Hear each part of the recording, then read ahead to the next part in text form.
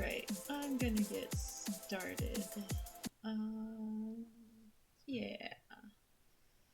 I mean, maybe I should wait a little longer since I know that this is more of a story-based game. But oh, by the way, you might notice different Snapchat filter. It's just because I don't have great lighting. I should really fix that, but I noticed that I the normal filter I used was just looking really bad in for some reason or another today, so I decided I was gonna go with this one which I've used before. It's like Nebular sunglasses, and so I don't know, it's like showing more of my face than normal, but it does. I like the little sparklies, and I feel like it's a nice effect that kind of matches with the effect that's happening in the game back here, so that's kind of fun. Oh gosh, I'm trying not to overthink it too much, but like, I know that people will... The nice thing about this being a story game and the fact that I post all of my videos on YouTube means that even if viewers aren't able to jump in right at the beginning of the stream, this is, I think, a game that lends itself more to people watching the videos later, either on the Twitch channel or on my YouTube channel. So I hope that anyone who is trying to keep up with the game will do that. And in which case, I am going to get started.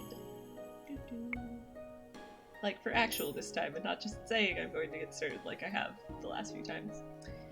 Alright, so we're jumping in at Chapter 5. I accidentally mislabeled last week as Chapter 5, but I was wrong. I was on Chapter 4, so I'm sure I am now on Chapter 5.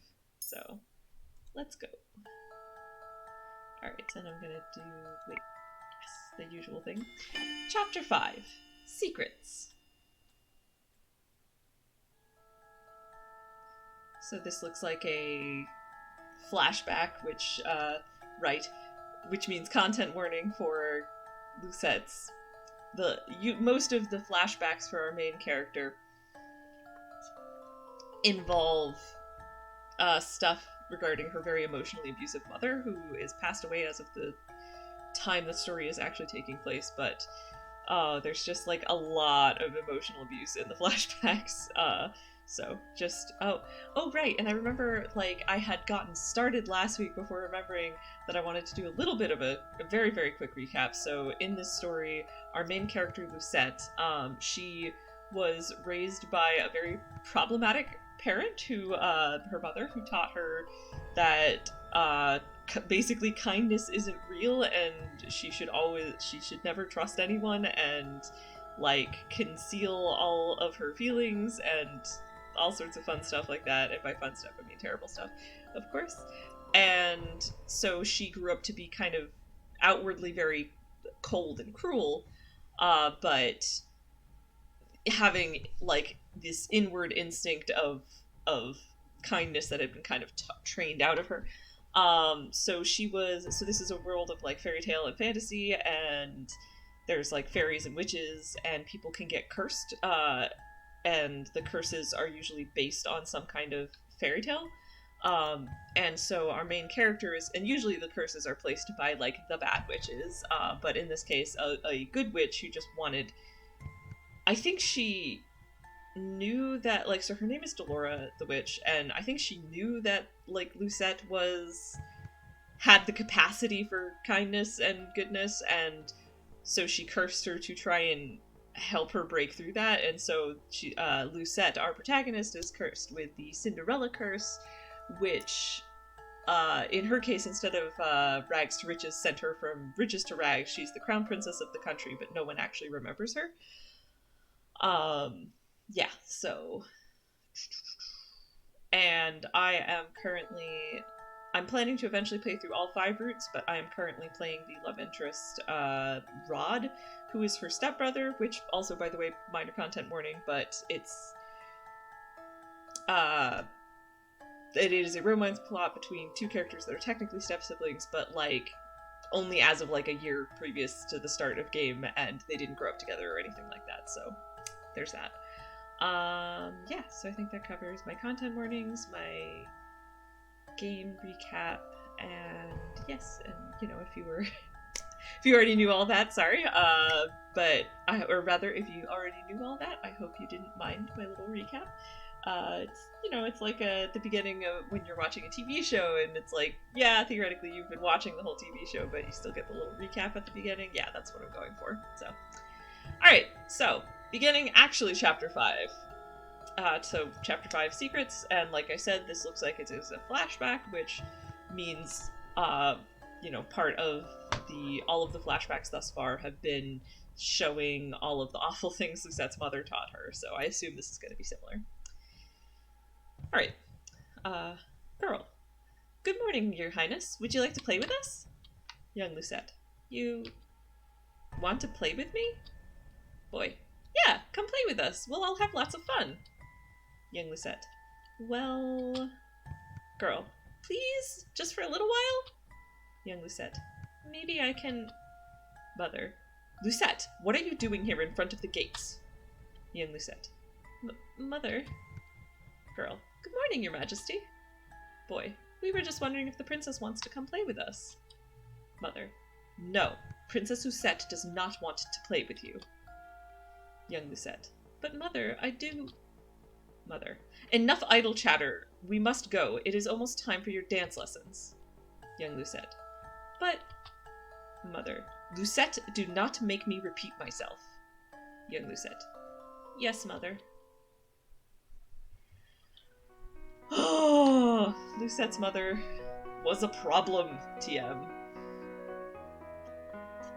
And of course we saw in the last chapter that those dance lessons were none too fun themselves, and her mother was unshockingly a very harsh taskmistress.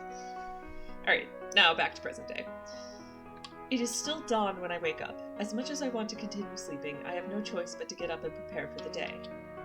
The last thing I need is an annoying lecture from the head maid. I have almost become accustomed to waking up this early, even if I do not enjoy it. As soon as my preparations are made, I begin to make my way towards Emelaine's room, should she wake early. I'm about halfway there when I hear familiar voices. Standing far ahead of me are Sir Alcaster and Sir Mithros. Alright, so before I continue, some thoughts on these guys. So Sir Alcaster is the father of one of the 5 love interests, Fritz. And he seems, I was interpreting, he kind of seems like he recognized, so Lucette, like I said, is cursed so that nobody will remember her from her past life or remember her as the Crown Princess.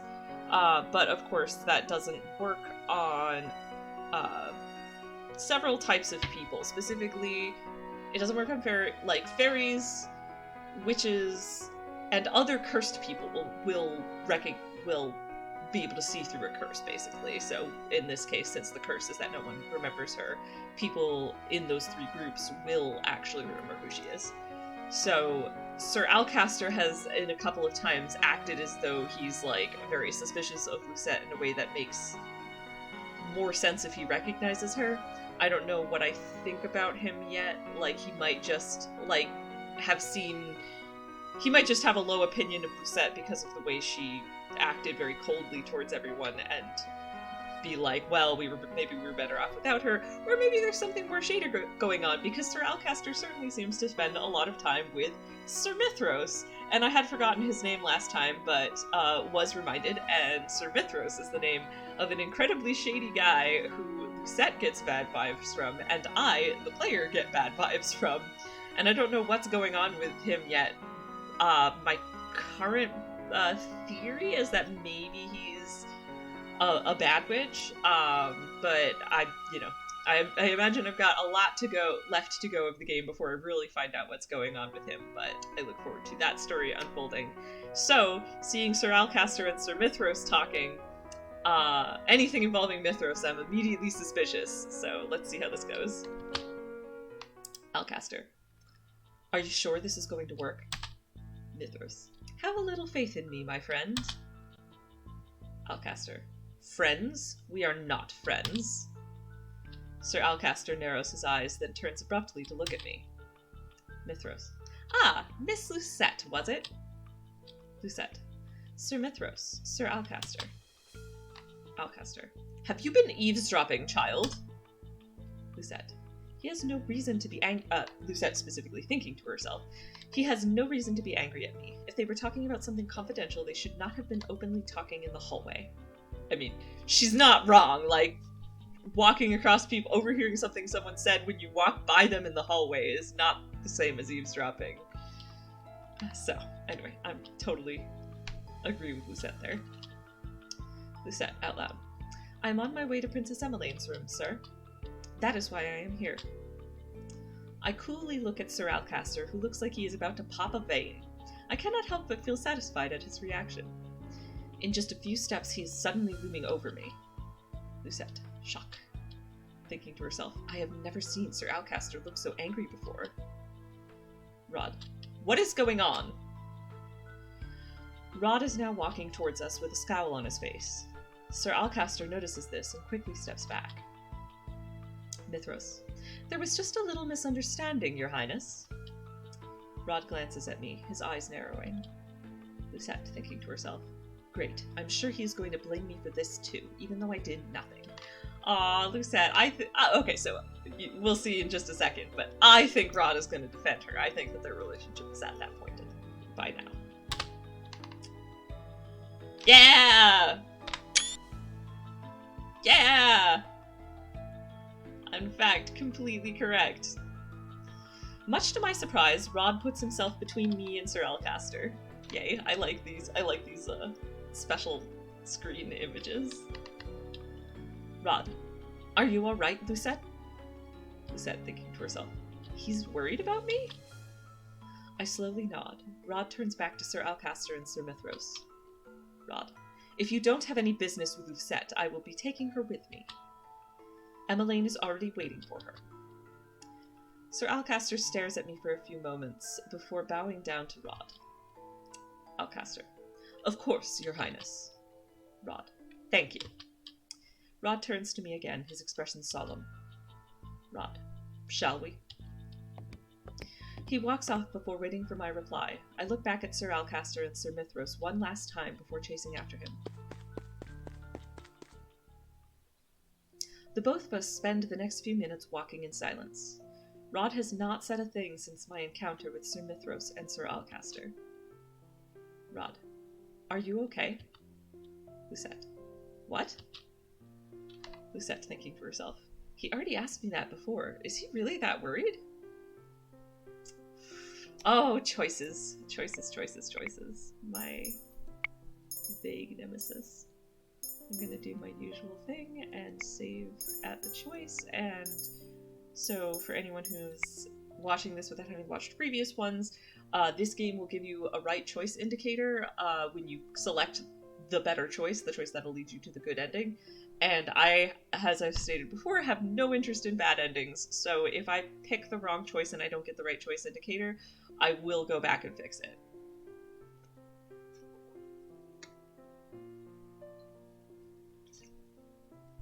Which does sometimes mean repeating a bit of dialogue, and the right choice indicator won't always appear right away, so sometimes I'll let it go through a little ways until I'm sure it's not going to show up.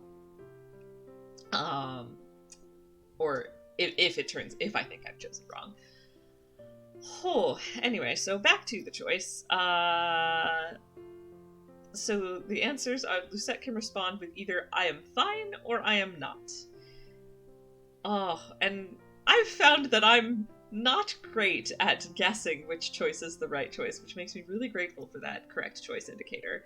I was told that it usually makes more sense to pick the option that would make more sense for Lucette, character-wise.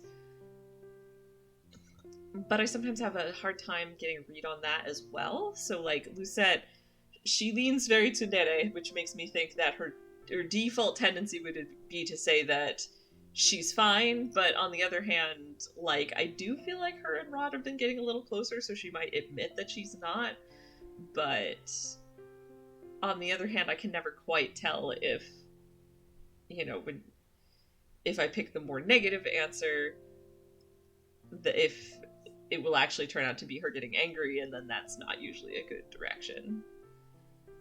Whew. So, anyway, I'm gonna just go for my instinct or my preference is usually what I go for with choices that I'm really not sure on. And like I said, we'll see if we get the right choice indicator. So, I am going to have Lucette respond that she is not fine. Lucette, I have never been treated with such disrespect by Sir Alcaster. He is needlessly hostile towards me. Rod scoffs. Rod, before he was forced to show you respect because you were a princess. Now, because you are a commoner, he speaks to you as bluntly as he speaks to everyone else. Lucette, that does not excuse his rude behavior. Rod shrugs. Rod, he's a lot like someone else I know. He gives me a pointed look. Lucette thinking to herself, he always finds a way to scold me somehow. I scowl at him before turning away. Lucette out loud, you said that Emelaigne was waiting for me. I did not expect her to be up so early. Where is she? Rod, I lied.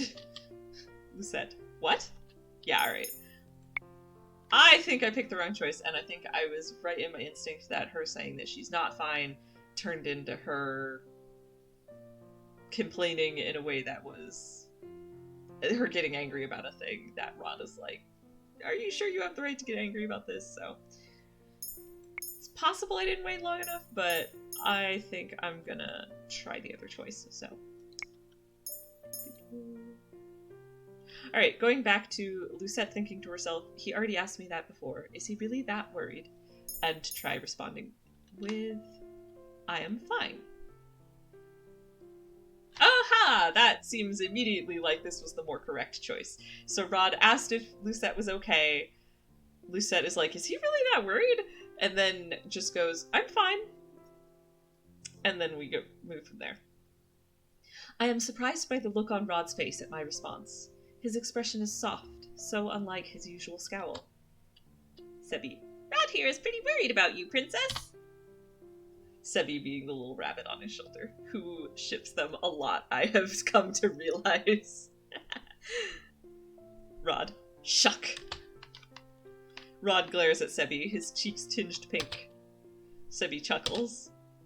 Sebi, sorry, Rod. Your thoughts ring so loudly in your mind that I can't help but say them out loud. You're not sorry, Sebi. You did that on purpose. Lucette thinking to herself, this is not the first time Sebi has told me about what Rod is thinking. Rod reaches out and pinches Sebi's face, his scowl returning. I mean, I think it's cute. Like, on the one hand, you could very easily read that as kind of sketchy. Like, you have a little creature friend who, like, so Rod's curse is that he's mute, he can't speak, but the rabbit can speak for him and in his voice. So and to do so apparently reads his thoughts. And so, like, you know, it's actually very easy to see the very slippery ethical slope of, and now I'm going to share your private innermost thoughts. But I think that Sebi the rabbit is calculating very carefully when he does this, and is just giving the also very tsundere Rod a little nudge of, these two will never be able to communicate if they don't occasionally get their real thoughts out, and hey, I can help make that happen. And I don't think he'd do it. I haven't seen him do it in a way that was, like, egregious or worrying, so I will try not to overthink the ethics of mind reading, but I have a friend who finds that to be a really interesting topic, so it's something that I find myself thinking about more often because of it. Anyway, in the meanwhile, though, I think that it is just Sebi being a good wingman. Rod reaches out and pinches Sebi's face, his scowl returning. Sebi, ow, ow, ow! I'm sorry, okay? But next time, try not to think too loudly. Lucette, you said that Emelaigne was waiting for me. I did not expect her to be up so early. Where is she? Rod, I lied. Lucette, what? Thinking to herself, he lied to help me out of that situation? Out loud, why are you helping me? Rod, because while you're here, you are my responsibility. I may loathe the role, but I will still uphold it. Besides, you don't need a reason to help someone in need. Lucette, thinking to herself, help someone in need. I remember Parfait and Delora telling me before that being good often involves helping others who are in need. Rod. Now that I've helped you, I'll be taking my leave now. I have fencing lessons to attend. Rod starts to walk off, but then stops and turns back to me. Rod. Don't get yourself into more trouble. I won't be there all the time to save you. I glare at him and cross my arms. Lucette. I am not some damsel in distress, your highness. I do not need your help. Rod snorts before turning away from me and walking away. I mean, I'll admit, I am a sucker for protectiveness as a trope, like having, but at the same time, I also really like, I can, the whole self-rescuing princess element of like, I don't always need you to help me, I can help myself, but like, I like when things find a balance between those two, because I'm definitely a bit of a sucker for the like gallant rescue angle. So, both are good. Both can be good at the same time even, or if not in the same time, in the same situation, in the same story. So, Rod snorts before turning away from me and walking away. Later that day, I watch Emelaigne finish her etiquette lessons. I can tell that the teacher is impressed with her progress. Emelaigne is able to correctly name all the glasses and cutlery. Lucette, thinking to herself, she is not so slow a learner. I had come here earlier in the day to better teach Emelaigne about proper dining etiquette. It turns out that my lesson was valuable. Teacher, you have shown great improvement, Your Highness. Oh, and also, in terms of recap, so the way for Lucette to break her curse is she needs to do 3 genuinely good deeds, and she's already gotten one good deed out of the way because she saw that Emelaigne was trying really hard with her princess lessons, and since of course Lucette in real life had all of those same lessons ingrained in her and knows it really well, and she saw that Emelaigne was struggling and started sympathizing with Emelaigne, she sat there and was like, would you like me to help you? Like, give you extra help with this? And, like, basically offered... So Lucette saw that Emelaigne was struggling and offered her help freely without any expectation of anything in return, which is a classic good deed, and I thought that that was lovely in the last chapter, so just wanted to recount that. And in fact, so now we're seeing that it's been really paying off, and Lucette's giving Emelaigne extra help outside of her official lessons is really paying off, so that's nice. Teacher, you have shown great improvement, Your Highness. I am glad that you have been diligent with your studies. No doubt you'll be ready for the ball soon. Emelaigne smiles, her cheeks turning pink. Emelaigne, thank you. I wouldn't have done it without the help of a friend. Emelaigne glances at me briefly and smiles gently. Out loud. I really owe her, Emelaigne again. I really owe her a lot. Teacher, that is wonderful. I'm so glad you have such a dedicated friend, Your Highness. Lucette, thinking to herself.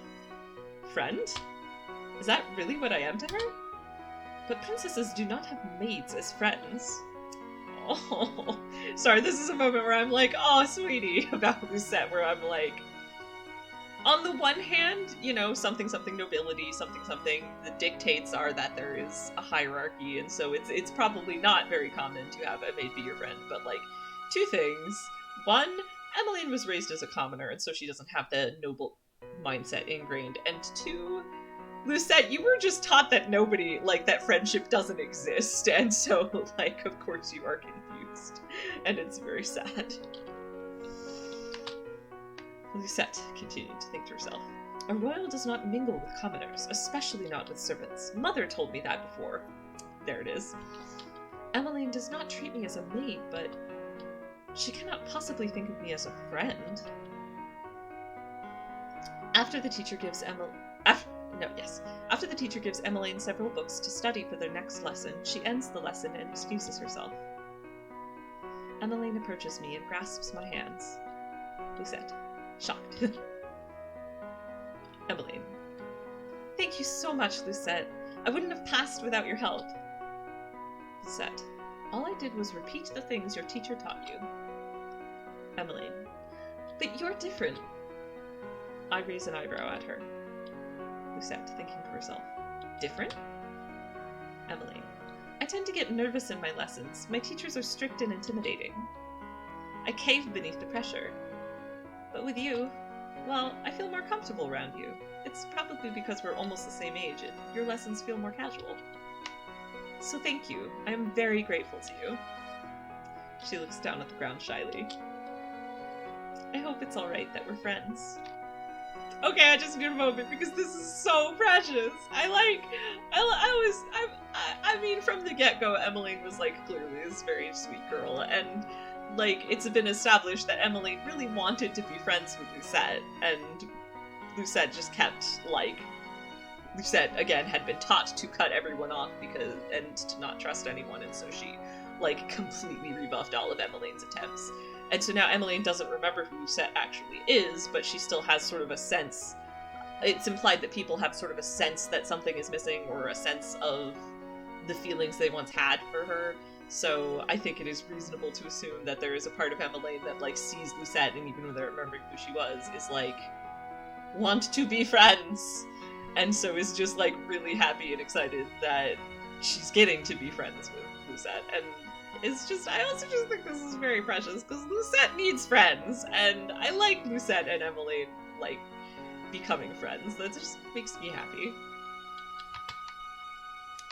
I furrow my eyebrows at her. Lucette, why would you even want to be friends with a maid? Why would you even want to be friends with a maid? You're supposed to be making friends with the nobles, not the servants. Emelaigne frowns, and I can feel her deflate. She walks towards the window and sighs. Emelaigne. I tried. They may not say anything, but I can feel them silently judging me. I wasn't born a princess, and I feel that they judge everything I do.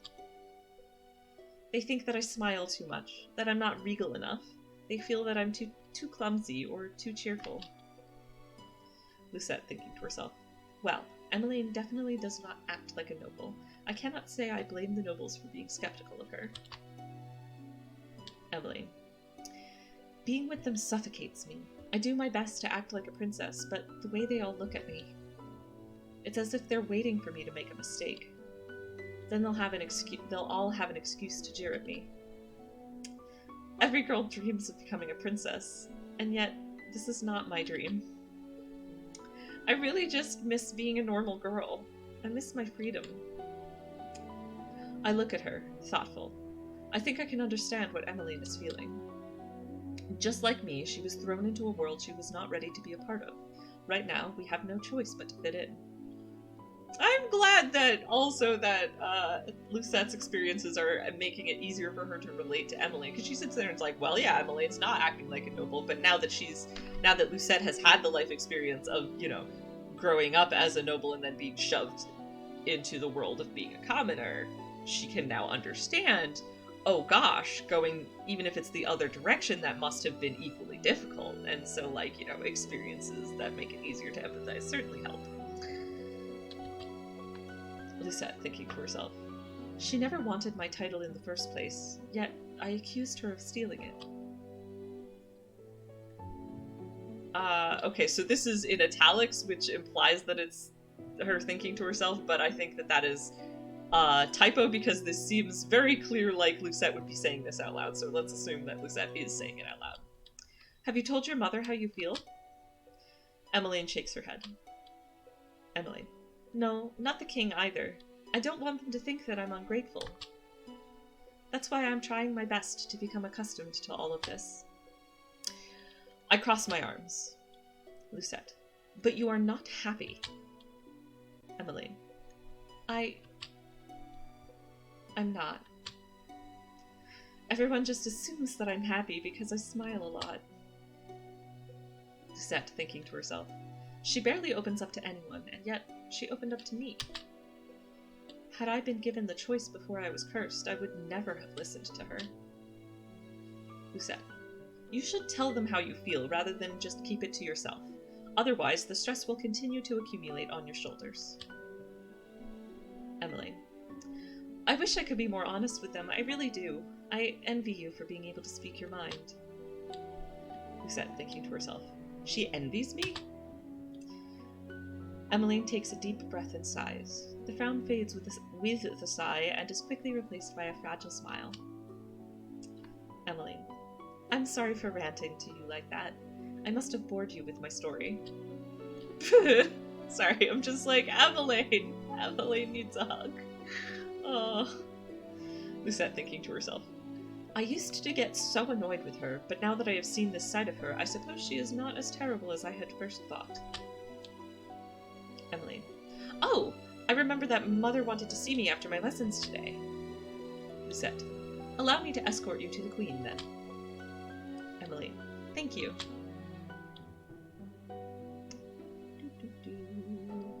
Scene transition. I like that the scene transition has the image of the face, a picture of the face of the love interest whose route you're on, and I assume that that would be true of any route. So so anytime there's like that scene transition page, it is Rod's face, because that is the route we were following, and it's not like I was going to forget, but it's still kind of cool. Days pass without any real conflict. I run into Sir Alcaster again in the hallways, but his eyes pass over me as if I am something to be ignored. Delora, who had been ignoring me as she had been busy with other priorities, returned to the Marchen yesterday to discuss something important with Parfait. Lucette thinking to herself. It is not as if she has been any help since she came here. She mostly stays in my room while I run around doing errands for Emelaigne and taking on other chores as they are handed to me. Right now, I am headed to the palace gates as I hurry to meet Emelaigne. She is going out into town to meet Viorica again, and I was told to meet her here. Fritz. Ah yes, and Fritz is another one of the love interests, and he apparently is cursed, although we don't know anything about that yet, or at least that's the obvious conclusion, because he recognized Lucette and is troubled by being told that he needs to just call her, he needs to drop the princess, and he needs to, like, I like Fritz and I look forward to playing his route. So he's trying to treat Lucette as a normal maid, but at the same time he still is having trouble removing himself from the mentality of being the princess's knight. So that is a trope I enjoy, so I look forward, like I said, I very much look forward to his route.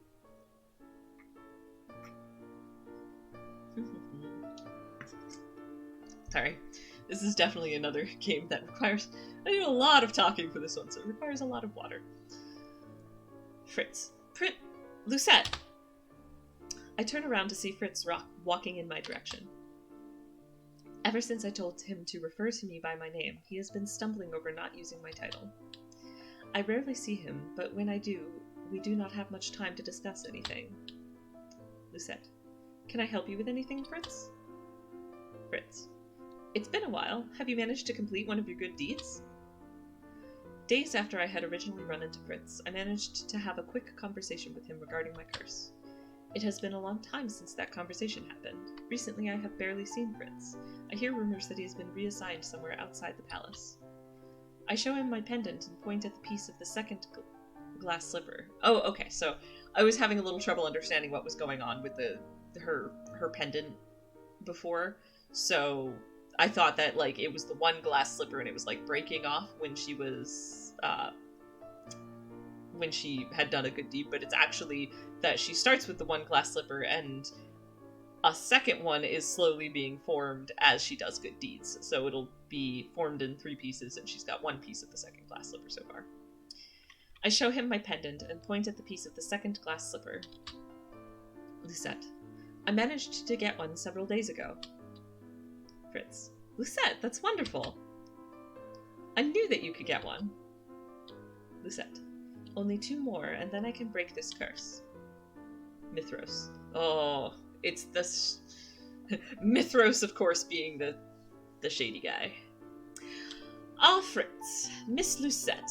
I did not think the 2 of you were acquainted. We both turn our heads at the same time when Mithros suddenly appears from around the corner, the usual smile on his lips. Fritz. Sir Mithros. Mithros. Fritz, I believe Sir Alcaster is looking for you. Fritz. Right, sorry. Lucette. I must take my leave now. Lucette. Of course. Fritz bows to Sir Mithras before walking off, leaving me alone with Sir Mithras. Mithras does not say anything, but continues to smile at me. His staring makes me feel incredibly uncomfortable. Lucette, thinking to herself, is there something on my face? Out loud, excuse me. I curtsy and start to walk off when Sir Mithras calls my name. Mithras, Lucette. Lucette, yes? Mithras, I just wanted to thank you for your hard work and dedication to our princess. I look at him, puzzled by his sudden gratitude. Mithras, don't worry. Everything will soon be remedied. I get ominous vibes by that sentence. Ominous vibes. Lucette, excuse me? Mithras, my apologies. I did not mean to keep you. He completely ignores my question. He dips his head slightly before turning and walking away, the smile still on his face. Lucette, what was that all about? Rod and Emelaigne are already waiting for me outside the carriage by the time I arrive at the palace gates.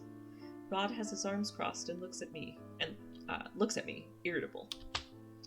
Lucette, thinking to herself, his face is perpetually stuck in that scowl, it seems. Rod, you are late. Lucette, my apologies. Emelaigne, you're so grumpy, but you've been late many times before, too. Rod.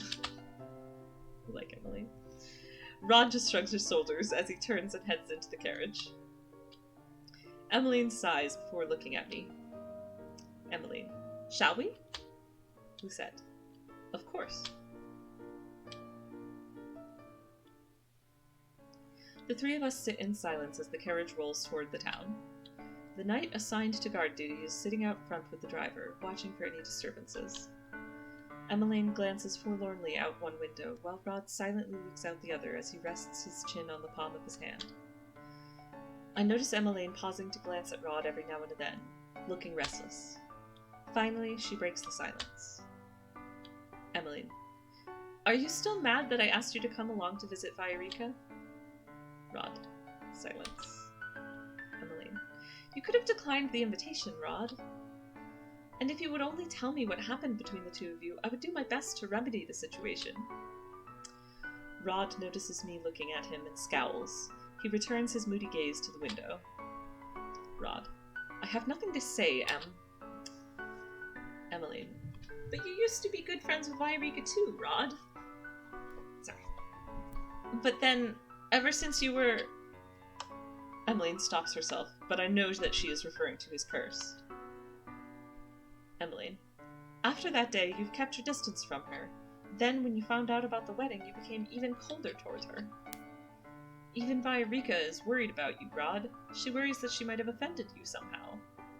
Also, sorry if my lighting just shifted there, because my sun lamp just turned off. Oh, this time of year, I do not like. More accurately, I do not like the lack of sunlight. Anyway, sorry. That was a completely unnecessary distraction, but back to the game. So, Emelaigne, even Viorica is worried about you, Rod. She worries she might have offended you somehow. Rod. Emelaigne. There is a hint of warning in his tone. Lucette, thinking to herself, is it possible that Viorica is related to Rod's curse, considering the timing? Emelaigne opens her mouth again to say something, but then suddenly stops and returns to the window, her expression mirroring Rod's own gloom. We are all silent until we arrive at the toy shop. Viorica. Emelaigne, good to see you again. And you too. Lucette, was it? I nod in acknowledgement. Viorica nods politely at the knight, who stands guard at the shop door. Viorica. It's just the two of you today? Emelaigne. Shock. Emelaigne and I both turn around, only to see that Rod has indeed vanished. Emelaigne frowns, looking both bewildered and disappointed. Emelaigne. He was right behind us. Lucette. I will go look for him. Emelaigne. Thank you, Lucette. Just as I expected, Rod is leaning against the wall of an alley just outside the toy shop. Alright, and we have choice time again, which means saving real quick in the choice save slot, or the save slot I have dedicated to choices. And the options for Lucette are to talk to him or stay with him. I think the right answer is to just stay with him and then let him talk in his own time. So I'm gonna go with that, and we'll see if I get the right choice indicator. I can tell by Rod's stiff posture that anything I say to him will fall on deaf ears, so I move to stand next to him instead. I lean against the wall with him. Rod. What are you doing? Lucette. Keeping you company? Rod raises an eyebrow at me. Rod. Since when have you even liked my company? Lucette. Well, I'd rather be here than stay inside the toy shop and listen to Emelaigne and Viorica talk. Rod. So you're not here to try and get me to talk? Lucette. Well, it's not as if you would answer any of my questions. I have tried forcing you to talk and know how ineffective it is. But I will be here if you do want to talk. Rod eyes me suspiciously. Rod. Since when did you start listening to others? Yes! Correct choice this time, but I was pretty sure on this one. That felt like the right choice, and I'm very glad that I was correct. Lucette. When you are the personal maid of someone who enjoys talking, you learn to listen. Rod. Silence. Emelaigne has been happier these past few months. I hate to admit it, but it seems to be because of you. Lucette. Are you actually praising me? Rod. Shock. Rod looks away, his cheeks tinted pink. Yes. Rod. Think whatever you like. Lucette, thinking to herself. I do not know why, but for some reason I am happy that Rod gave me a compliment. Waltz. Princess Lucette! Rod and I turn at the sound of the familiar voice. Waltz pauses in front of us with a bright smile. Waltz. It's nice to see you again, Princess. Lucette. Waltz, what are you doing here? Waltz. Well, I was about to deliver a letter to the prince, but I guess that won't be necessary anymore. Rod. A letter? Is Lady Parfait asking for me? Waltz. Not just you, she wants to see the princess as well. Lucette. Me? Thinking to herself. It has been quite a while since I was last at the March End. Rod. Is something wrong? Waltz. They need to discuss something important with the princess. Come to the March End tonight. Lucette. Tonight? But we're already here, so why not now? Waltz's eyes shift to our carriage. Waltz. You are here with Princess Emelaigne, yes? You can't make her wait too long. What they need to discuss with you is complicated and will take some time to explain. The toy shop door opens and Emelaigne stands in the doorway as she says her goodbyes to Viorica. Waltz. Remember, tonight. These are Waltz's last words before he slips back into the crowd. Emelaigne's visit with Viorica was briefer than I thought it would be. Now all of us are headed back to the palace. Rod has not uttered a word on our way back. I can tell that this is making Emelaigne agitated, as she continues to keep glancing at Rod expectantly. Lucette. If you have something to say it. Emelaigne. Shock. Emelaigne stares at me. Lucette. You obviously want to say something to Prince Rod. The only way to get your answers is to ask him directly. I love it! I love Lucette encouraging Emelaigne to speak her mind. It's good advice for her. I just really I'm really here for this new Lucette-Emelaigne friendship. I think they complement each other really well as friends, and it just makes me really happy. Rod does not turn around. It is as if he does not hear me. Emelaigne clasps her hands and sighs. Emelaigne. Well... I glance at Rod, who still persistently stares out the window, his eyes focused on nothing. Lucette, thinking to herself.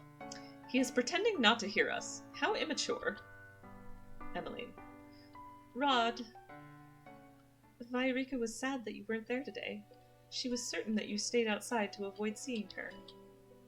What is going on with you? Rod. I am not in the mood to answer your questions, Em. Emelaigne grips the edges of her dress, her expression becoming more rigid. Emelaigne, you've been keeping secrets from us ever since you were cursed. We don't even know why you were cursed or how to help you break it. Lucette, thinking to herself, wait, the rest of the family doesn't know anything about the circumstances of Rod's curse? I had thought that he told them everything, but all they know is that he is cursed? Emelaigne, we're a family. We're supposed to help each other through problems. Emmeline's hands are shaking as she gazes at her brother. Rod. The carriage stops, and as soon as the servants opens the door, Emelaigne quickly steps out and brushes back towards the palace. Rod watches her go quietly, though his eyebrows are furrowed and he looks guilty. I silently shake my head at him before running after Emelaigne. I'm sorry, I just like that mental image of Rod watches Emelaigne run away, clearly feeling guilty. Lucette just looks at him and goes,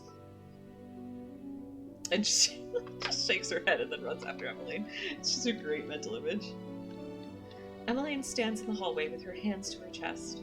She breathes slowly in and out as if she is on the verge of tears. When she notices me behind her, she turns away and wipes her eyes with the back of her hand. Emelaigne, I'm sorry for storming off like that. I was just very frustrated at Rod. I said something I shouldn't have said back there. If anyone finds out about this... Lucette, they won't. Your secret is safe with me. Oh, I hadn't even thought of that. Emelaigne was careful before because no one's supposed to know about the curse, and now she's fretting because she said it out loud and in mixed company. And of course, do not worry, Emelaigne. I mean, not that she would know this, but she has absolutely no need to worry. Lucette literally already knew this. Emelaigne flashes me a grateful smile before looking at the sky. Rod. One moment Rod is running down the hallway, the next he has stopped in front of us and is trying to catch his breath. Rod. I'm sorry. Emelaigne. I'm sorry too, Rod, but right now I would like to be alone. Rod. Silence. Of course. Emelaigne. I'm sorry, Lucette, but could you leave me for now? She does not even wait for my answer before walking away, leaving me alone with Rod. Lucette. You made her cry, Rod. Rod. I am fully aware of that. Lucette. Why are you hiding your curse from your family? Rod. You wouldn't understand. I'm doing this to protect them. Lucette. Protect them? Rod silently shakes his head. Rod. They wouldn't understand. Those are the last ominous words Rod speaks before rushing off, leaving me alone in the hall.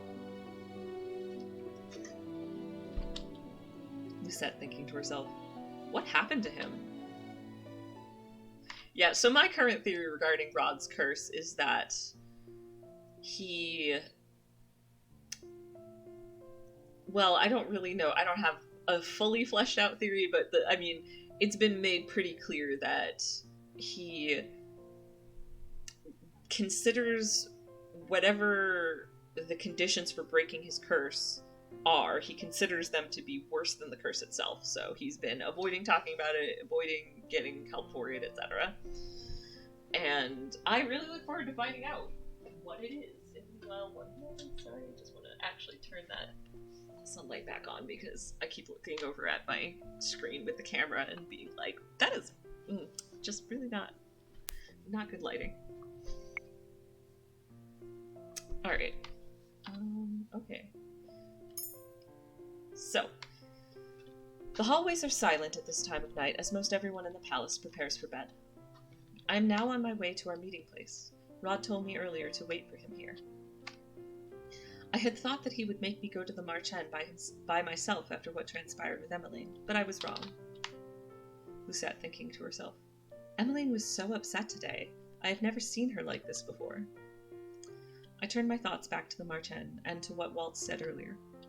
Lucette thinking to herself, I wonder what Parfait wants to talk with us about.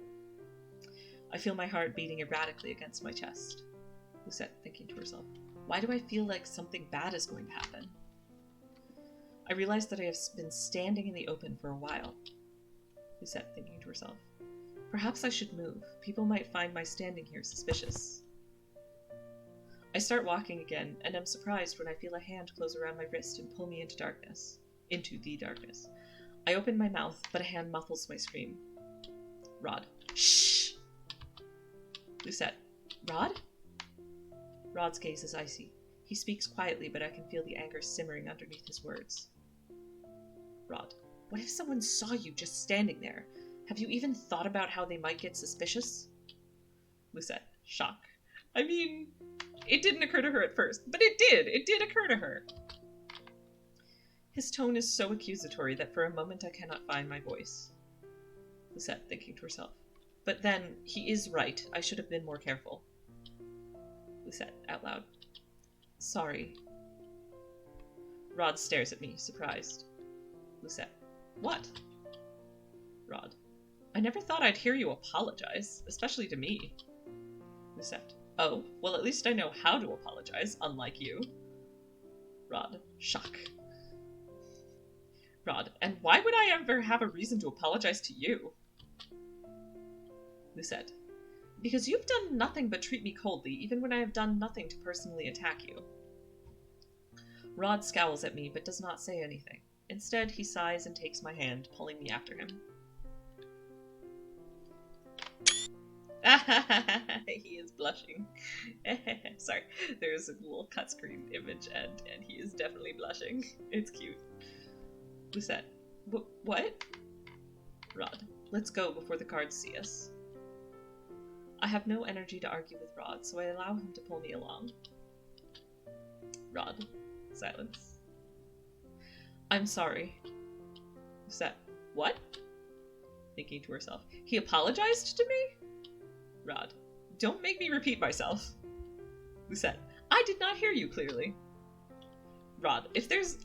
Rod. If there's one thing I know about you, it's that you're not deaf. Lucette. Of course I'm not. Rod. Shh, someone will hear you. I glare at Rod, but he does not respond. Okay, that was very cute. That felt very too... So part of the appeal of the Lucette with Rod is that they are two tsunderes being tsundere at each other. And it's very...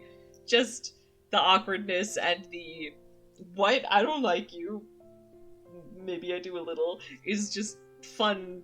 Yeah, it is a fun interaction, and that was super cute. Lucette apologizing, Rod being like, wait, what? You apologized? And then, sorry, I'm just literally recapping the scene that just happened, but I'm recapping it to clarify that this was a scene that I really enjoyed, which is Lucette apologizing, Rod going, what?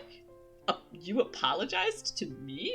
And Lucette being like, well, at least I know how. And Rod being like, thinking over it, and at first being like, what do I need to apologize to you for? And she's like, you've treated me pretty harshly. And then he's like, oh no, and then I imagine, like, with that face, he's just been thinking over it, and he's like, oh no, she's right.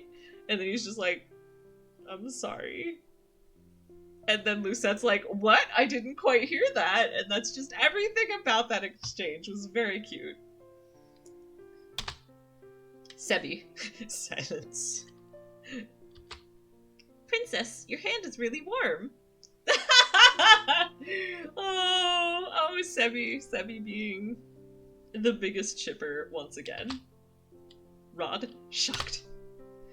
Rod freezes in place and glares at Sebi, who seems to be shrugging. Sebi, your thoughts are too loud, Rod!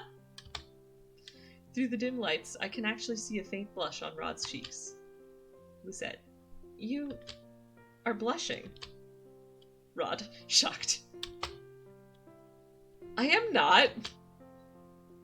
He lets go of my hand and starts to walk towards the secret passage, with me trailing behind him. We look around to make sure no one is in sight before we both slip inside. I follow closely behind Rod in silence. My eyes move upward towards the little bunny plush hanging on his shoulder. Lucette. Sebi, I've been wondering, have you ever talked with Rod's family as yourself? Rod suddenly stops and scowls over his shoulder at me. Lucette. What? I'm asking Sebi, not you. Sebi. No, I don't, Princess. Rod doesn't want me to talk with others since he thinks that I might say something unnecessary. I mean, in Rod's defense, Sebi, that is all you have technically done. I mean, it depends on your definition of unnecessary, but, like, certainly from Rod's definition, every time you have said something out loud, it has been to vocalize his thoughts to Lucette. And I'm sure that is something that Rod thinks is unnecessary. I like that Sebi decided that the ship was important enough to break the silence, but not, like, Rod's relationship with his family. I mean, to be fair, they might also not know that Sebi has, like, his own separate intelligence, and maybe there's, like, more of a feels like there is more of a reason to keep the whole thing silent, whereas at least Lucette already knew that Sebi was a separate entity, so. But on the other hand, it might just be that, as I said, Sebi will respect Rod's right to privacy with his family, but ships the ship too much to stay quiet on that. Rod. So much for that. You still speak, even when it is unnecessary. In the dim light of the tunnel, I think I can see a faint pink in Rod's cheeks, but it's probably a trick of the strange lighting. It is not, Lucette, it is not a trick of the strange lighting. It is definitely Rod being blushy. Oh gosh, okay, I need to go back just because I want to understand exactly what she's responding to. So Sebi said Rod didn't want him to talk with others because he might say something unnecessary. Then Rod complained you still speak even when it is unnecessary. And then Lucette thinking to herself, Rod is right. Sebi has blurted out his thoughts more than a number of times. And so she can either tell Sebi that he's not doing a very good job of keeping his thoughts, not saying unnecessary things, or she can ask Sebi, what do you mean by that? I don't know if it's the right choice, but it's a choice I want to, like, this is another choice where the correct answer, well, I say that, it's not, the actual correct answer is not immediately clear to me, so I will go with the one I want, and then if it's wrong, I'll just go back. I think berating Sebi about, well, you're not doing a very good job, is not the answer I want. The answer I want it to be is, ask Sebi, what do you mean by that? And I mean, it is kind of, in a way, it's kind of going behind Rod's back, because it's asking Sebi to tell more information about why he's keeping this with his family, technically. Why Rod is keeping this from his family, but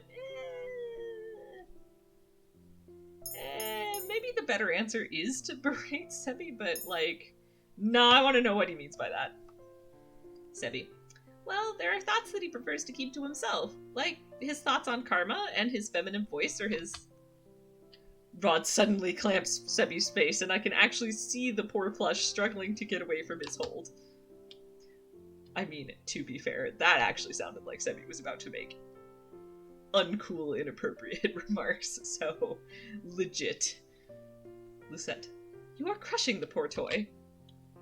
Rod glares at me before finally releasing Sebi. Sebi.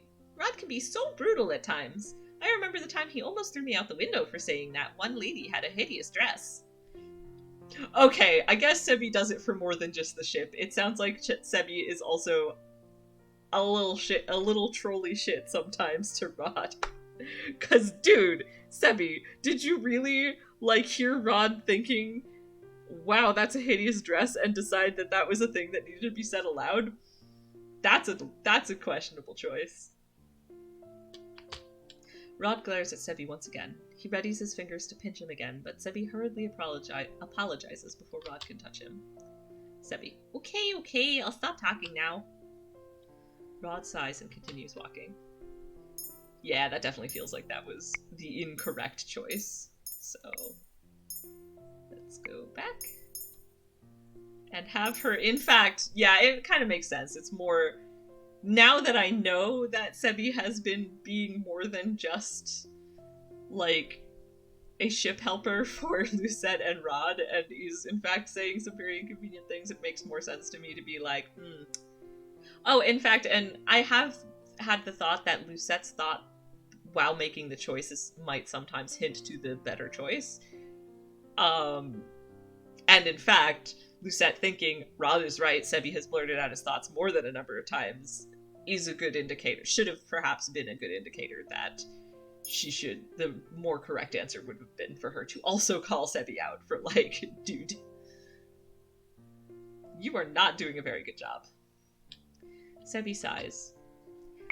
Sebi, how can I not when Rod here is thinking too loudly? It makes my head ache. Lucette, you get headaches? Sebi, that's not the point. The point is that when he thinks on something too long, his head becomes cloudy and really full, like it's going to explode. That's why I gotta explain for him. He's not good at expressing his thoughts, so Rod cut Sebi off by pinching his cheeks. Sebi, ow, ow, ow! Okay, I'll stop talking now. Okay, this was also just a better scene because it made me think more positively of Sebi as opposed to the incorrect choice, which is like, I suddenly saw Sebi in a negative light for the very first time, so I'm gonna just pretend that the stuff that he said in the other one just never happened, and we have only made the correct choice here, clearly, and we have only got Sebi being like, well, actually, because Rod is so bad at expressing himself, sometimes it's hard to not put the thoughts out there. And it's like, okay. Rod sighs and continues walking. Lucette, Rod, have you spoken with Emelaigne since that earlier incident? Rod, no. As much as I want to ask him again about his curse, I doubt that he will divulge anything right now. I decide to keep my thoughts to myself as we head for the Marchen. When we arrive at the Marchen, Parfait and Delora are there to welcome us. The others, however, are nowhere in sight. Parfait. Ah, it's been a while, Princess. Thank you for bringing her here safely, Prince Rod. Lucette. Where is everyone? Parfait. They're all resting in their rooms now. It wasn't necessary that they be here for what Delora and I want to discuss with you. Rod. I will be staying in the tavern then. Rod is about to head for the tavern when Delora stops him. Delora. You don't have to leave. What we're going to say involves you too, since you're staying at the palace as well. Rod looks at her curiously, but asks no questions. Parfait and Delora gesture us over to the settee, where we all take our seats. Lucette. This is something Rod and I must know because we're in the palace? I have a bad feeling about this. I don't remember if I clarified that was her thinking to herself. Parfait. Before we start, I would like to congratulate you on your first good deed, Princess. Delora told me all about it, and I can see the extra piece on your necklace as well. Parfait smiles at me, her eyes filled with pride. Her faith in me rekindles the dwindling confidence I had. Parfait. If only you'd seen how happy Delora was when she announced it to us. Okay, that's precious. I know last time I was talking a bit about how Delora feels a little unfairly harsh on Lucette, but then I actually was like, I wonder if that's a cover for she likes Lucette way more than she wants to let on. And yeah, I'm definitely, that's precious that Delora was actually really excited that Lucette got her first good deed. Like, I think Delora does really like Lucette and sees the capacity for goodness in her and just didn't really have a better idea of how to draw it out than this curse. Delora. You didn't have to go into specifics, Parfait. Parfait. Oh, are you embarrassed, Delora? By the way, I still very much ship these two. Game can't stop me. Neither of them are love interests for anyone else, so if I want to ship bubblegum pink fairy girl and cool dark-haired witch girl, I can. She smiles at Delora teasingly before turning back to me. Parfait. Anyway, I know you can do it, Princess. Only 2 more to go and you can break your curse. Delora. Yeah, keep up the good work, Princess. And you too, Rod. I hope that the way I read that didn't come across as sarcastic, because I did not read it as sarcastic. I think Delora was quite earnestly saying, good job, guys! Rod. Silence. So what is it that you wanted to discuss with us? Delora. I conducted a little investigation while I was with Lucette in the palace, and I found out something important. Lucette. Something important? Delora. I discovered that there is a witch in the palace. Lucette. Shock. Thinking to herself. A witch? In the palace? Delora. I felt a tinge of magic while I was there. It was faint, but definitely there. I don't remember feeling it before when I was there as your doll, Princess. Okay, so that's weird, because my theory had been that Mithros was maybe actually secretly a witch and a bad one at that, but Mithros was definitely in the palace when Delora was with Lucette before, so either he had some clever way of hiding his magic, or it's not actually him. Or rather, he is not actually a witch, and therefore this could be a different person in the palace, but I guess we'll find out. Delora. It seems that the witch is using a glamour to hide him or herself from us. Alright, sorry. Tiny soapbox moment. You can just say themself. It actually is grammatically accurate when you're talking in the single person, and, like, even... And you don't know, like, I know that people get really hung up on, oh, they, them is not grammatically accurate, but obviously as a person who uses they, them pronouns sometimes, I do not agree with that, but, like, also... But no, it isn't. Like, when you say, like, you see, oh, there is a stranger approaching in the mist, and they reach a hand into their pocket, or something. That is perfectly grammatically accurate. There is a lot of precedent for they as a singular pronoun for people that you don't know the gender of, and so, therefore, people choosing to use that as their main pronoun is not as weird as people make it out to be. And anyway, so, therefore, I know that he or, like, him or her is meant to be inclusive, but, like, you can just use they. So, it is actually grammatically applicable, and sounds less awkward, in my opinion. So, I'm going to read it as though they used that term. Delora. It seems that the witch is using a glamour to hide themselves from us. Parfait. A glamour is a magic that only very experienced witches can cast, which means the witch that we are dealing with is no ordinary witch. They have the potential to be very powerful. Alright, I might be already back on thinking that it's Mithros, just because Mithros, if he had a glamour, then maybe that would explain why she never felt it. Like, if it was powerful. Well, no, I don't know, because why would she have sensed it now and not then, unless, like, his glamour was more powerful before? It doesn't really make sense, so... Maybe Sir Mithros was replaced by a witch, I don't know.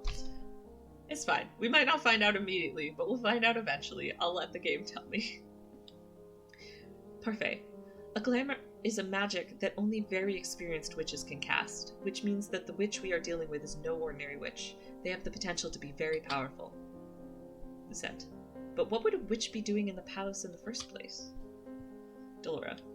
This witch could be after the king, but... Lucette. But what? Parfait and Delora glance at each other, looking conflicted. It is Parfait who faces me first, her expression grave. Parfait. I'm afraid that there is some other possibility that we must make you aware of, Princess. And in order for us to explain it, we must give you the truth. Lucette.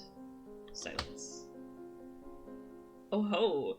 We're getting some kind of secret information next. Chapter 6. Moving Closer.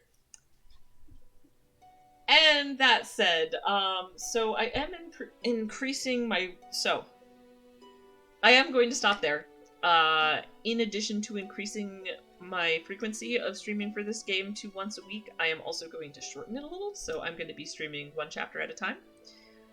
Which I hope will make it easier for people to go and, like, catch up on if they want to catch me live at a later time, so they, you can miss a couple weeks and have, like, 2 hours to go through instead of 4. So, anyway, that's my theory, so,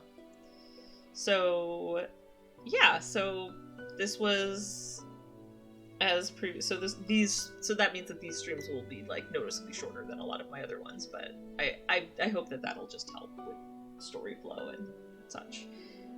But yeah, no, that was an exciting chapter 5, and I very much look forward to finding out what secret knowledge they are about to impart to Lucette in chapter 6.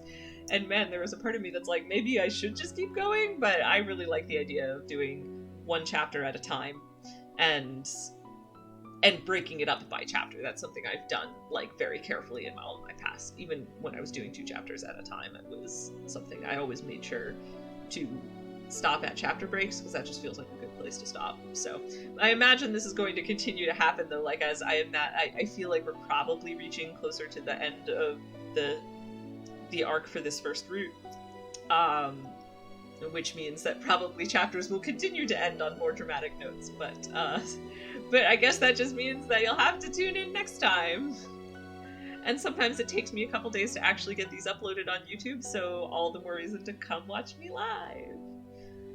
Plus, if you ever have like thoughts, you can like chat them to me in real time, and like if you want. But I also super appreciate anyone watching this on YouTube. I hope that you enjoy. I enjoy doing these, even if no one is watching me. I enjoy recording these. And I hope that people will watch it after the fact and enjoy it. So thank you so much. And thank you so much to the user on YouTube who has watched all of these videos so far and does lots of comments. I love reading your comments. So yeah, so again, thank you to everyone who watches me, everyone who follows me, everyone who watches my videos here or here on Twitch or here on YouTube if you're watching on YouTube. I appreciate everyone so much. And my next official stream is going to be this Friday, and I'm going to be trying a bit of a later stream, so I'll be doing 8 p.m. Eastern Time. Probably I'll play Reciteer again.